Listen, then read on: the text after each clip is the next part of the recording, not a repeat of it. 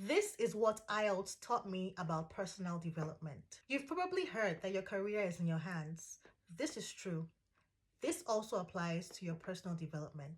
Some time ago, I enrolled for the IELTS exam, which stands for International English Language Testing System. It's a standardized test used to assess English proficiency for academic, professional, or migration purposes. The exam has 4 parts: reading, listening, writing, and speaking. I had a tutor who taught me 3 days a week for 1 hour on WhatsApp. She was very thorough and she always gave me practice questions during class. Even after a long day at work, she would insist that I took those practice questions. But a few weeks before my exam, I realized that she wasn't as committed as before. She wasn't showing up for classes and she wasn't reviewing my assignments. I later found out that she was getting married and she was busy with wedding preparations. Even though I did not appreciate her ghosting me, I chose to give her grace. That's when I chose to take charge of the rest of my learning. I went to YouTube and I started watching different videos. Within a few days, I noticed something strange in the listening test. Maps.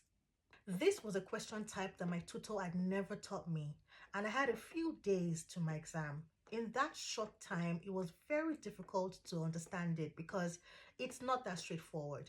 I tried what I could, tried to figure it out, but I knew that I had not really understood it. I hoped that it would not come out in my exam. Well, my wish did not come true. On that day, I had maps in my test. I'm sure I didn't get any question. I'm sure I did not get a single question. But because I discovered it before the exam, I wasn't shocked or thrown off balance, and this made a big difference for the rest of the exam. If you've taken the IELTS listening test, you'll know how panicking or dwelling on one question that you do not understand can make you miss an entire section. Thankfully, I stayed calm, answered what I could, moved on, and by God's grace, I passed. Now imagine if I hadn't started learning on my own when my tutor abandoned me. This experience taught me the importance of taking charge of your personal development. Don't assume that your mentor, coach, or teacher has given you everything that you need, because even the best guides have limitations. Life happens, people get busy, circumstances change, but your growth is still your responsibility.